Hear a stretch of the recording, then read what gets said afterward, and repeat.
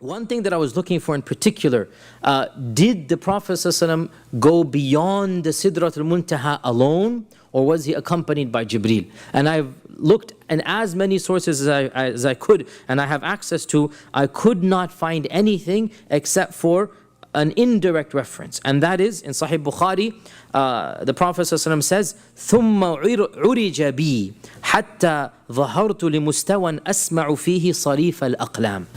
Then I was caused to ascend forth in the singular.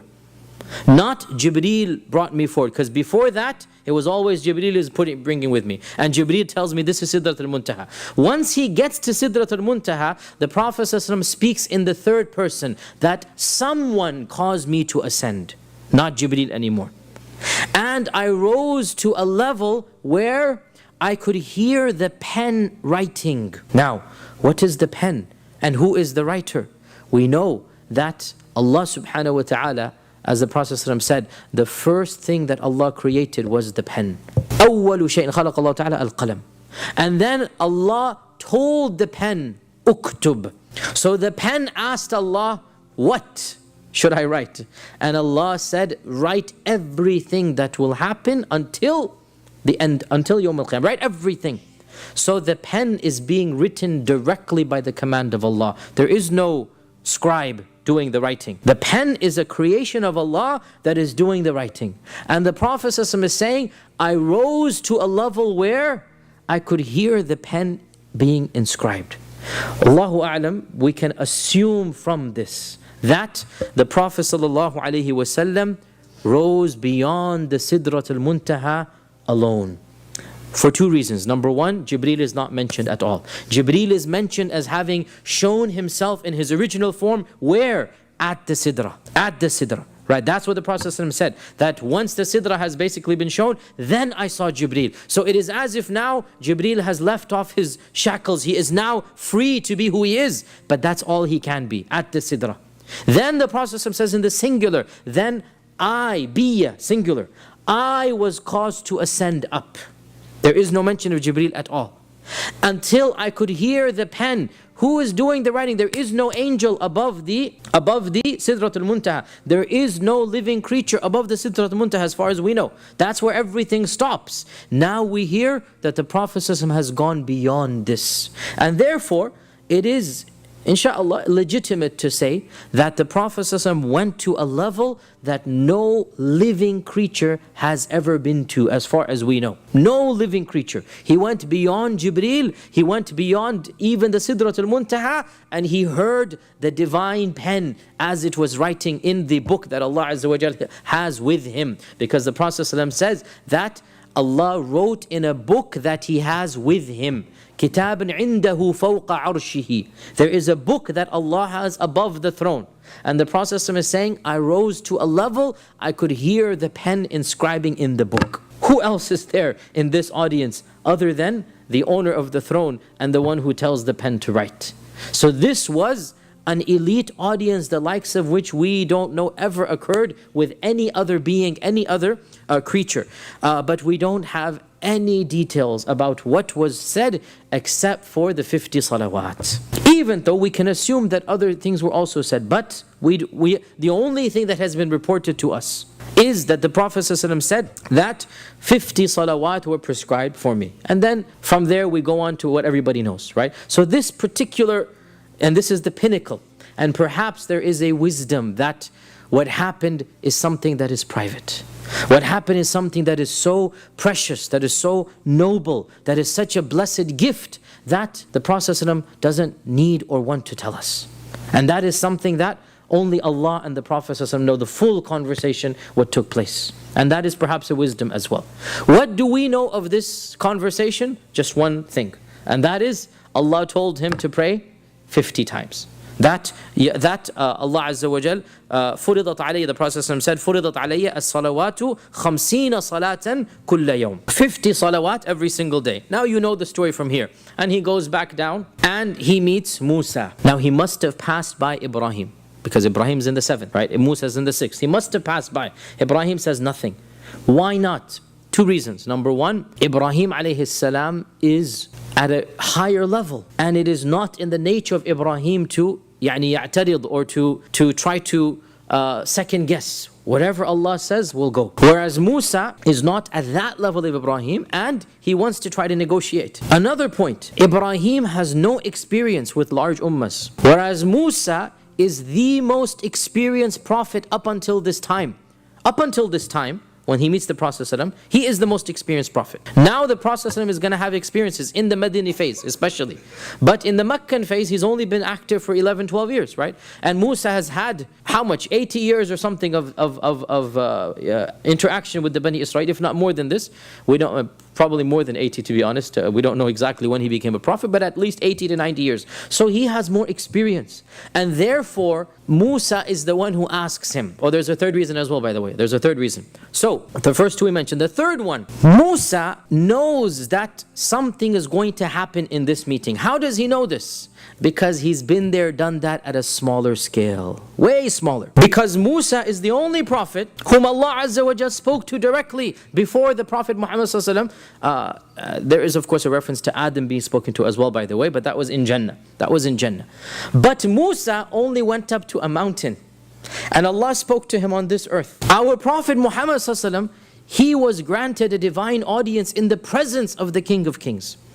And he was called up as the messenger. So Musa has been there, done that at a way smaller scale, and that is on earth. And Musa knows. Now, by the way, this also shows Musa was there for how long? How long was he in Tur Sinai? 40 days. The appointment was for 30, and then Allah increased it 10. This clearly shows that a lot happened. What do we know of what happened? Nothing other than the 10 commandments. Correct? Right? Nothing other than the 10 commandments. That's what Musa tells his people and what we know. Similarly, the Prophet ﷺ must have been there for a time frame. Time doesn't have meaning up there, right? There's no watch over there. This is in the world of Allah Azza wa Jal. When he comes back to this earth, only a few minutes have gone by. But what happened and how long, this is another dimension for us if you like, right? So how long was he in the presence of Allah? What happened? Zero details. So Musa has been there, done that. He knows there's going to be a message, a commandment. Like he was given the 10 commandments, the Prophet was going to be given something. So he asked the Prophet, what did your Lord tell you for your ummah? Because he knows. He knows that such a meeting would not be except for multiple purposes. One of them being, what did your Lord tell you for your ummah? So here the Prophet says that my Lord told me that I should tell my ummah to pray 50 times a day. To pray 50 times a day. Here Musa says, Irji' ila rabbik. Go back to your Lord. وَسَلْهُ التَّخْفِيفِ. And tell him to lower this because I have more experience than you with the Bani Israel, and your ummah will not be able to do 50 times a day. So this is a detail that many people don't know. It's in Musnad Imam Ahmad. The Prophet ﷺ looked at Jibreel wanting to get his opinion. كَأَنَّهُ يَسْتَشِيرُهُ, the riwayah says, as if he's getting his opinion. And Jibreel nodded to him, yes, do that. And this shows us that despite Musa being who he is, the Prophet ﷺ did not feel content until he got a second opinion. A second opinion. And you know, in the world that we live in, anything that's major, we should always get a second opinion. Here, even in the next world, the Prophet ﷺ is getting a second opinion. Right? Musa's opinion is good, but it's not good enough. So he looks to Jibreel, كَأَنَّهُ يَسْتَشِيرُهُ, getting his istishara. What do you think? And so Jibreel nods to him, أي نعم, yes, you should do it. So basically backed with the second best prophet and the first best angel, right? The Prophet feels empowered. So, and this is, by the way, another evidence that Jibreel did not go up with him. That Jibreel is still down. That he's going up by himself. Right? So he goes back up, because if Jibreel had gone up, then he wouldn't have needed to do the asking there. Jibreel is in the 7th heaven, in the 6th heaven. So the Prophet went back up. Now here is where the riwayat differ. Some of them say it went down 5, 5, 5. Others say it went down 10, 10, 10. There is no way to resolve this. They're all authentic. But really the point is the same. And that is multiple times back and forth, back and forth. If 5 times, or was it 9 times, but it went back and forth. We don't know exactly how many because the riwayah differ, but it was clearly at least 5 times. At least 5 times he's going back and forth, and every time Musa is telling him the same thing, that go back to your Lord and ask him to lower it, because I have tested the children of Israel and they will not be able to do this. Your ummah will not be able to do this. Until finally when he came back down with 5, this was when Musa said it one more time, and the Prophet ﷺ said, I have gone back and forth حَتَّى اسْتَحْيَيْتُ, until I am embarrassed now. How much am I going to do? How much am I going to go back? وَلَكِنْ أَرْضَى وَأُسَلِّمْ, but I am content and happy. So when he said this, نَادَى مُنَادٍ, a voice called out, and this is the voice of Allah subhanahu wa ta'ala, أَمْضَيْتُ فَرِيضَتِي وَخَفَّفْتُ عَنْ عِبَادِي, my fariḍah has been established and I have made things easier for my servants. It is 5, but it shall be rewarded with 50. It is 5, but it shall be rewarded with 50. What this means is that Allah subhanahu wa ta'ala, somebody, astaghfirullah, with weak iman will say, why didn't the Prophet go back, get it down more? Right? The response is, firstly, be careful of your adab with the Prophet, if anybody's thinking this. Secondly, Allah had already decreed it would be 5. And the Prophet, Allah basically gave him that ilham to know when to stop. That Allah had already decreed it would be 5. And that's why when the Prophet said, I'm embarrassed to go anymore, the voice came out. And the 2 people hearing it are the 2 people who've already had an audience with Allah. Musa and the Prophet, right? The 2 people hearing this have already had experience with Allah. So Allah is speaking to them because He's already spoken to them. And what does Allah say? This is my fariḍah, and it will pass. And I have already basically made it easy for my servants. And it is 5, but it shall be rewarded with 50. It is 5, but it shall be rewarded with 50.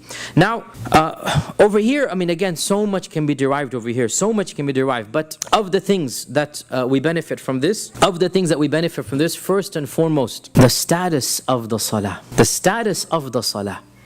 That, just like we talked about Surah Al-Baqarah, the last 2 verses being given at this time, in fact, the salah is in fact an even higher level, if you like, than this, because the purpose of the divine audience was to establish the salah. That every single commandment, from the zakah to the hajj to tahajjud to Quran to the jihad, everything, Allah Azza wa Jal sent Jibreel down to the Prophet to command us to do things.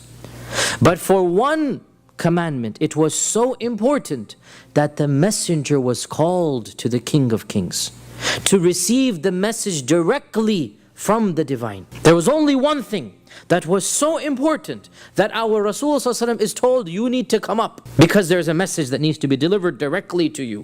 So the messenger is summoned to the presence of the divine. And what is then decreed? The one commandment, only one commandment that we know of, and all the rest come down indirectly through Jibreel, and that is the salah.